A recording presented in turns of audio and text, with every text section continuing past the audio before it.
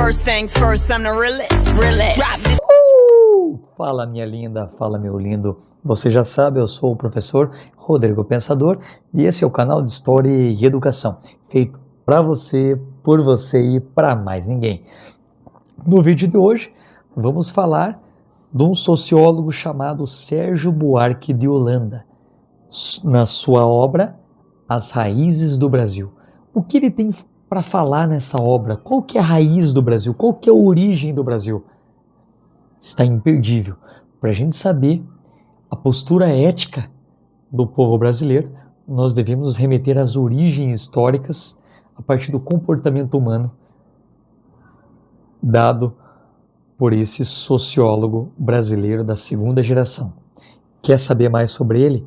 Então curta o nosso vídeo, inscreva-se no nosso canal e depois da vinheta, cola comigo. Vem, roda!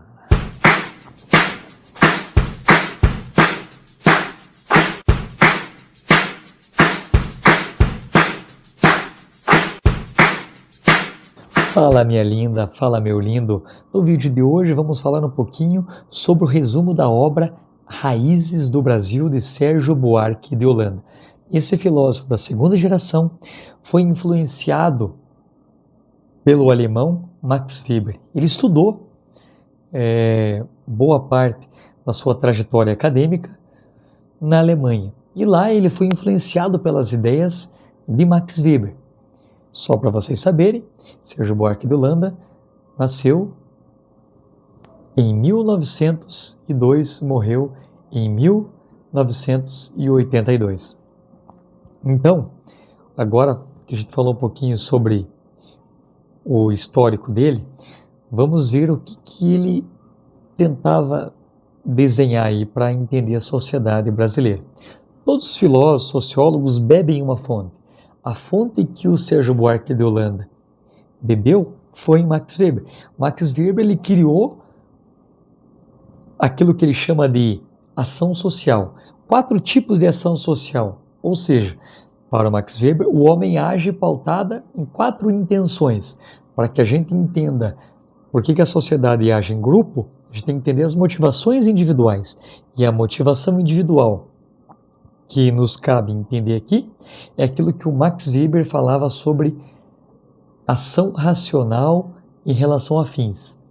Então, o ser humano, quando ele institui o Estado moderno, então a política moderna, ele vai agir pensando no fim. Então, por exemplo, se eu sou um político, me cabe fazer uma coisa para atingir um fim. Então, essa é a ação racional em relação a fins. Então, agir pautado numa atitude que visa uma outra finalidade, então é como se fosse aquilo que os frankfurtianos chamam de ação instrumental, é aquilo que faz parte do Estado moderno. Ao trazer essa análise para o Brasil, Sérgio Buarque de Holanda vai perceber que não é isso que impera no Estado moderno. A relação da cultura brasileira com a política se deu desde a formação do Estado brasileiro, ou seja, desde o período colonial, ele se dá por relação de cordialidade. Então, o homem cordial é um conceito definido e criado por Sérgio Buarque de Holanda. Professor, mas o que quer dizer homem cordial? Você não tem ideia, mano, o que significa? Homem cordial não é esse homem, esse homem querido, é caridoso, não é isso. Homem cordial significa homem que age pelo coração. Então, o patrimonialismo, que é a confusão entre o público e privado, é o que vai imperar nas relações institucionais brasileiras. Ou seja, o jeitinho brasileiro, aquilo que a gente chama popularmente de lei de Gerson, a lei do mais esperto, a carteirada, tudo isso é reflexo daquilo que vem se desenvolvendo ao longo dos séculos na formação da cultura brasileira. Quando alguém fala assim, quando alguém é abordado no trânsito, você sabe com quem você está falando? Isso já pressupõe o quê? Que ele não deve cumprir as ordens. Essa pessoa pensa, porque ela, o quê? Tem uma relação superior aquele que é o subordinado, no caso o guardinha, que vai ali lhe abordar. Assim pensa a pessoa. Então é a relação pessoal que determina as relações institucionais. Então, ela não deve seguir a lei, porque a lei foi criada para organizar a vida coletiva, não é isso que ela faz. Ou seja, eu tenho que usar o cinto porque senão eu vou evitar multa. Ou eu vou usar cinto porque eu tenho que proteger minha vida. Deveria imperar isso na nossa forma de pensamento ou consciência coletiva. Mas não é isso que acontece, segundo Sérgio Buarque de Holanda. Porque o que impera é o jeitinho brasileiro, o homem cordial. Então, se eu sou um político, eu tenho que colocar o meu filho na política. Né? Aquilo que a gente chama de nepotismo nada mais é do que aquilo que o Sérgio Buarque de Holanda denomina de homem cordial.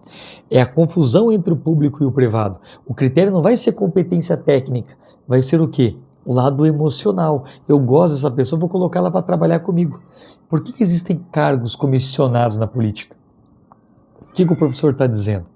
Eu estou dando um exemplo que pode cair em algum vestibular sobre o tema de redação ou algum tema do Enem.